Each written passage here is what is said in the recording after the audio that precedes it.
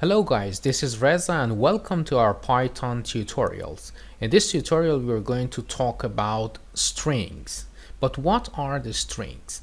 The strings are a set of characters. They can be a word, a sentence, or even a whole book.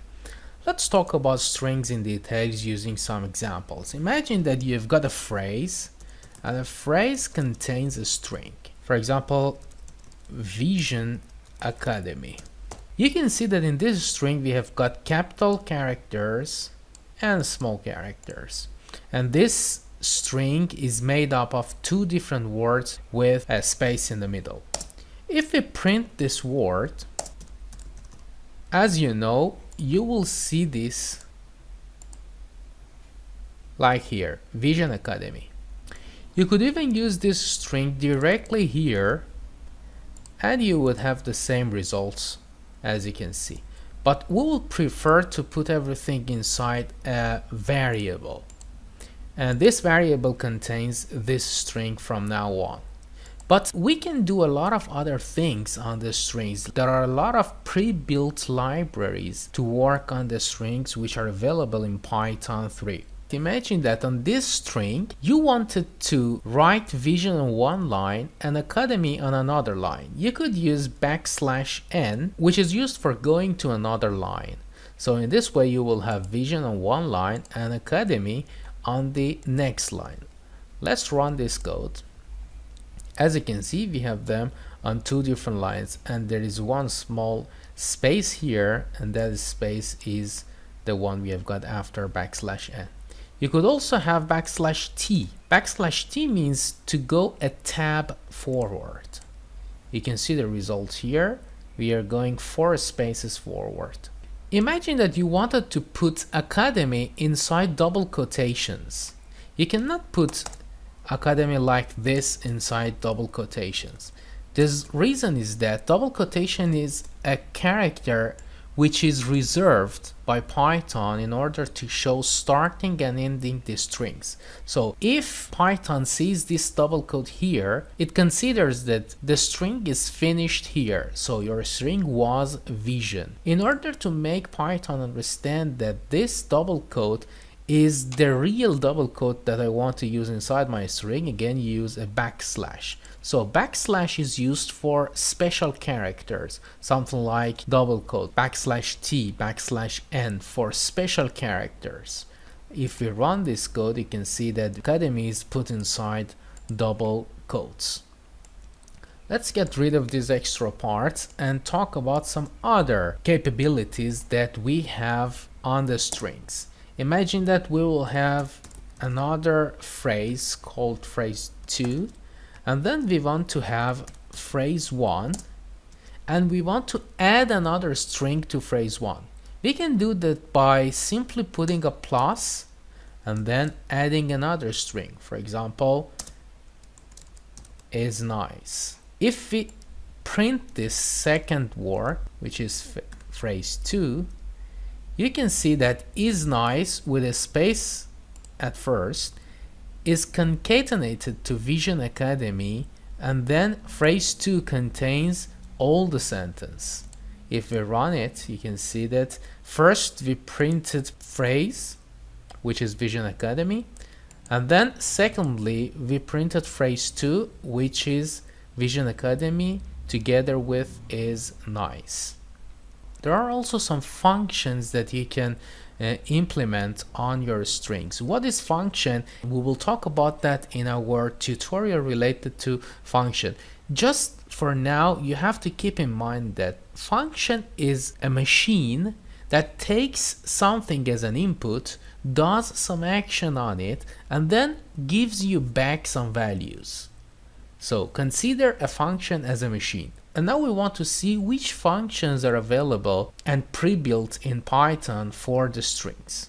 One of them is len. You can print the number of characters that exist in phrase with the keyword len, which is a function, by passing a string as an input argument, which is inside the parentheses. You can ask the length of this string. What is the length of a string? The number of characters inside a string.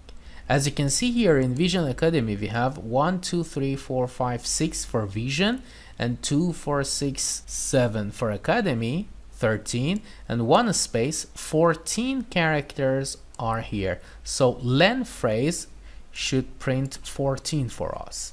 As you can see, 14 is printed here. But there are also other pre-built libraries. For example, we can transform a string to lowercase.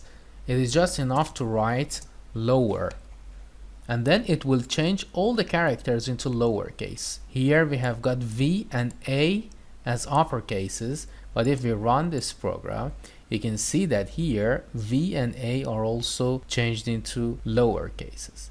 We could do the same by writing upper.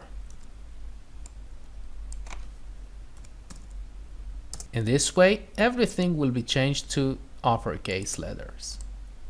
As you can see here, Vision Academy is printed totally in uppercase. But what if you didn't want to just print this string in uppercases? You wanted to store it somewhere. So you could create another variable, for example, phrase upper, we will call it, and then we will put phrase dot upper. Then we have everything in uppercase inside another variable. So as I told you, a function will return you something, and the return value can be assigned into a variable.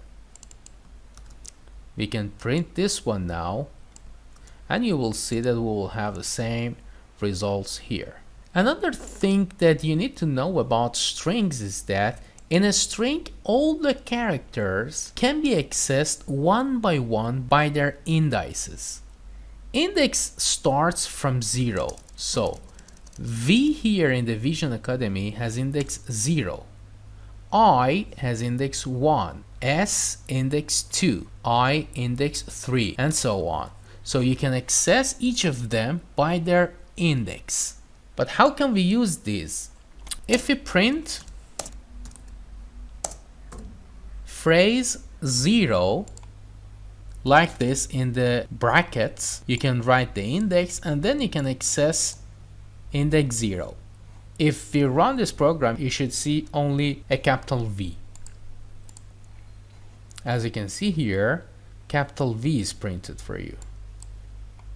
So if we wanted to see phrase 3, it is 0, 1, 2, and 3. This I is going to be printed on the screen.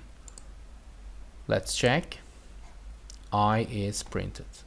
You can access index of a character or a substring inside a string. But how can you do that? By writing the name of string dot index. And then inside the index you can write whatever. For example, I want to see where capital A is. It returns 7, which means 0, 1, 2, 3, 4, 5, space is 6, and 7. This is the index of capital A. If we wrote I here, it will return 1 for us because this I is 1. So the other I is not considered. It is very important to notice that if you write index, it searches inside your string and finds the first occurrence of this substring and returns the index of that. Imagine that we wanted to check, for example, academy. What do you think it will return? Let's see. 7 again. Why? Because it starts from here. It doesn't care where it goes. It tries to find exactly this substring inside this string, and as soon as it finds it, it returns you the index of the first part or the first character of your substring, which is 7 here.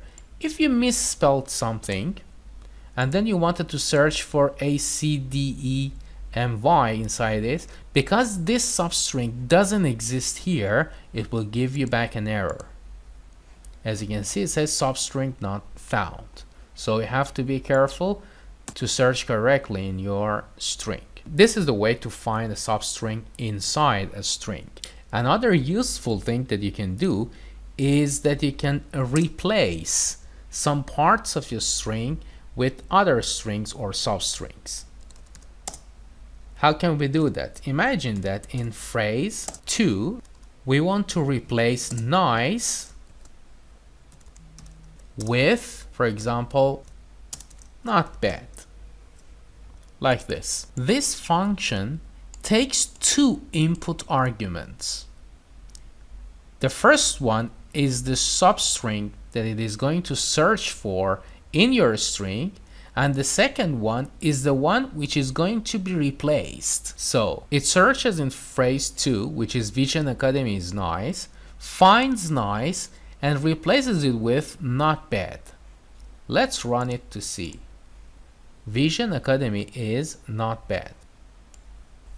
You could change only one character. For example, we want to change all I's to capital G.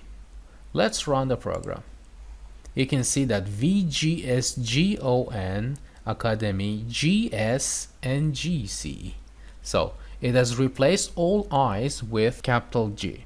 There are also other methods available on the strings that you can use them. For example, if you write phrase or every string and you put a dot after that, you can see the available methods that you can implement on this string.